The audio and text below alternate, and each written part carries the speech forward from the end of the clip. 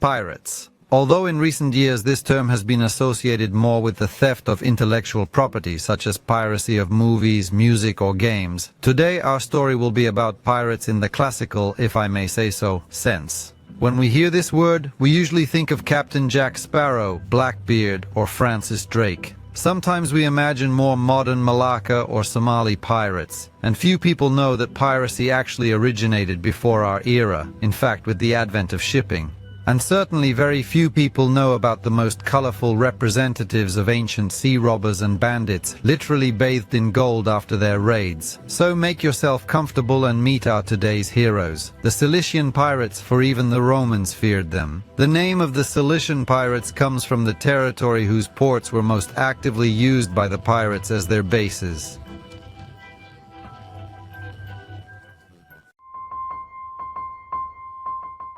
Cilicia was located on the territory of the present-day southeastern coast of Turkey, most of which is occupied by the provinces of Mersin, Adana, and Osmania. As a result of the gradual weakening of the Seleucid state, successor to the empire of the legendary Alexander the Great in the 12th century BC, Cilicia was actually not under anyone's rule. This, as you can imagine, contributed to the relatively free development of piracy. Initially, the area of action of the Cilicians was limited to the eastern part of the Mediterranean Sea, where the main market for loot was the island of Delos, and the most frequent goods of pirates were mainly slaves. For a time, the Cilicians even supplied slaves to Rome, which later became the pirates' main adversary. Ironically, though, the Roman Empire itself indirectly contributed to the pirates' flourishing. As a result of the Third Punic War and the fall of Carthage, there was actually no major maritime force left in the Mediterranean, and this vacuum was taken advantage of by the Cilician pirates. Initially, the area of action of the Cilicians was limited to the eastern part of the Mediterranean Sea. Already in the 1st century of the Donosha era, they were operating in the entire Mediterranean Sea. As the ancient Greek philosopher Plutarch wrote, at one point there were about 1,000 ships of all kinds and sizes under the control of pirates. He also noted that pirates were not at all ragamuffins or wretches who decided to rob helpless merchant ships, trusting in fortune. According to him, the pirates, as a selection, were skillful sailors, skillfully handling the ships, which often looked more like floating palaces because of the luxurious finishes. Indeed, gilded masts, oars covered in silver and purple sails, are hardly what one associates with pirates. Despite such luxury, they were still ruthless robbers who terrorized the entire Mediterranean. An ancient Greek proverb, which is believed to sound as follows, has survived to our times.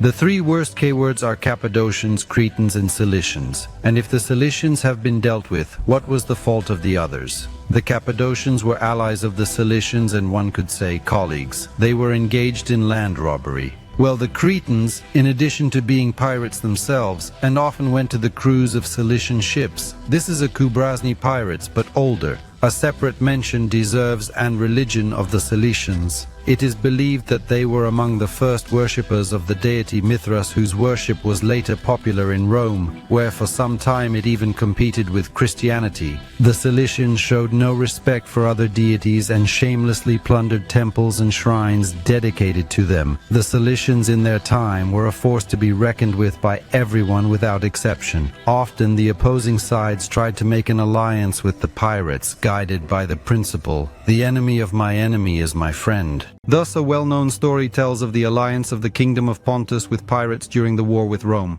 It is said that the pirates were such good and honest allies that once in 77th year BC the Pontic king Mithridates VI, having suffered a shipwreck, without a drop of fear stepped aboard the ship of Cilician pirates, who took him to the then capital of the Pontic kingdom, the city of Pergamum.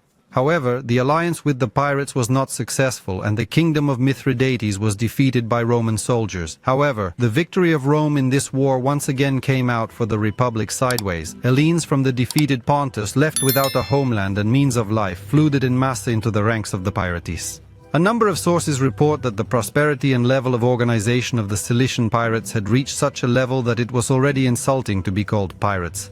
They considered themselves warriors, and the heads of the pirate groups believed that if they united, their power would be unstoppable. Another famous historical figure who decided to enlist the help of pirates was Spartacus, the gladiator and leader of the slave revolt in Italy. He planned with the help of pirates to transport 2,000 men of his army to Sicily to foment an uprising there. However, this time the Cilicians did not act in good faith, accepting gifts from Spartacus in the form of prepayment. They never brought their ships to him. This story is well described in the novel of the same name by Italian writer Raffaello Giovagnoli, which was later screened in 1960 Stanley Kubrick. The only important caveat is the fact that the movie talks about Spartacus's desire to move his entire army to Sicily, although, as we have just found out, in reality his plans included only a relatively small group of transfer. Let's move on to the most interesting part of the history of the Cilician pirates of the era and their confrontation with Rome. As we said earlier, it was Rome that in part gave the pirates the opportunity for reinforcement. At first, the Romans did not see the Cilicians as a danger and were happy to use their services. Rome was for a period one of the largest buyers of slaves from the pirates, for whom the slave trade was in fact one of the largest items of income.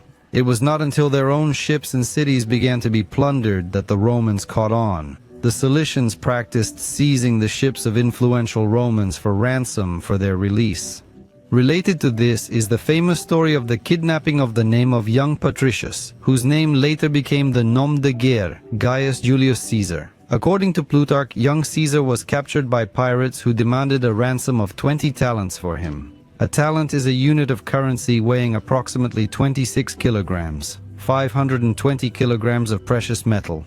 Caesar thought this was not enough for his head, and he himself raised the asking price to 50 talents. Almost 1.5 tons of silver and gold. Gaius Julius had no problem with self-esteem. Although this part of the story is viewed skeptically and regarded more as a historical anecdote, its continuation is not questioned. So Caesar, being a prisoner, behaved exactly opposite to his status, commanded the pirates, ordered to behave quieter when he wanted to sleep, read poems and speeches of his own composition, and not getting enough applause and approval called the Cilicians barbarians, promising to crucify. The pirates did not take his words seriously, but they should have. After the ransom came for Caesar and Patricius himself was returned to the continent from the island where the pirate base was located, he ordered to immediately equip units and move out after them. A detachment of Cilicians never changed their position, was captured, and Caesar kept his promises and executed the pirates, crucified on crosses. The ever-increasing influence of the pirates, attacks on Roman ships and cities, could not but cause a reaction of the Republic.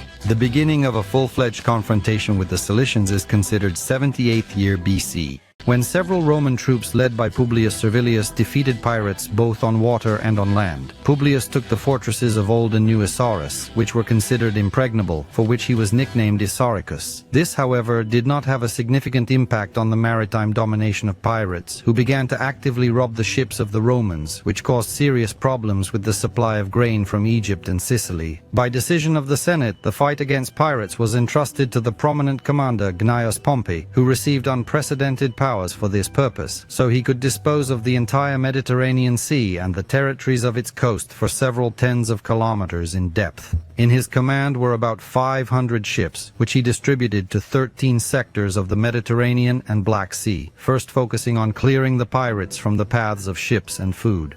Within a couple of months, Pompey's forces managed to completely clear the pirates from the western part of the Mediterranean Sea and isolate their eastern parts, mainly at the pirate bases in Cilicia. In parallel with the naval operations, land operations were also carried out to prevent the pirates from escaping by land. A few weeks later, the main and last battle with the pirates took place near the town of Karakisi, in present-day Alanya, Turkey. After the victory in this battle, the pirates began to surrender en masse. This was facilitated by a rather humane attitude to them Pompey himself. Many of them later joined the Roman navy. The final point in the history of Cilician pirates put the legendary Emperor Octavian Augustus, who created for patrolling several flotillas so that the Mediterranean Sea became safe for navigation. And despite isolated cases of attacks on ships, no large-scale pirate activity was out of the question. So ended the era of ancient sea robbers. Here and our today's story comes to an end, and you offer topics for the next videos in the comments. Do not forget to put likes, subscribe to the channel, and click on the bell to not miss the release of new videos. See you soon, friends.